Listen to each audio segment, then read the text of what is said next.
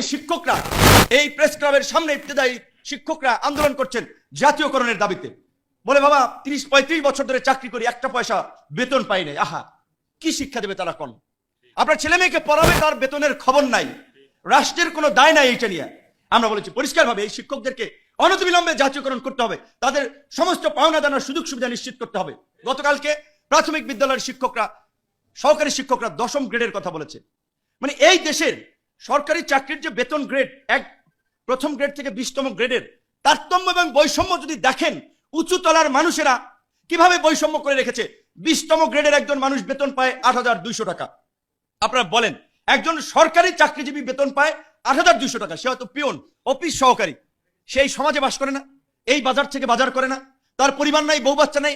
8,200 টাকায় চুরি করা ছাড়া পরিবার বাঁচানো সম্ভব? 8,200 টাকায়? তাহলে এইটা রাষ্ট্রের চোখে পড়ে নাই? আবার 1 নম্বর গ্রেডে যে সচিব মহোদয় আছেন, বসে আছেন, তার বেতন প্রায় আপনার 78,000 টাকা স্কেল হলো, সামগ্রিক সুযোগ সুবিধা নিয়ে অন্তত লাখখানেক টাকার মতো তিনি পান। তাহলে সচিবের বেতন 78,000 টাকা, সহকারীর বেতন 8,200 টাকা। এই বেতন বৈষম্য কারো চোখে পড়ে নাই? সরকারি বেতন বৈষম্য আমরা মনে করি দূর করা দরকার। বেতন কাঠামো সর্বোচ্চ 4 থেকে 5টা শ্রেণীতে বিভক্ত থাকতে পারে। এত বৈষম্য এইটা সমর্থন করা যায় না। এবং আজকে আমরা নতুন বাংলাদেশের কথা বলছি।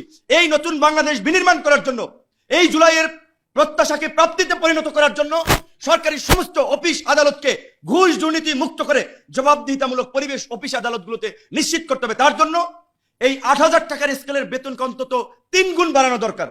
3 গুণ বাড়ালে কয় টাকা হবে? 3,24, খুব বেশি টাকা হয় না। পাশাপাশি সচিবের বেতনও যদি ডাবল করা লাগে করেন।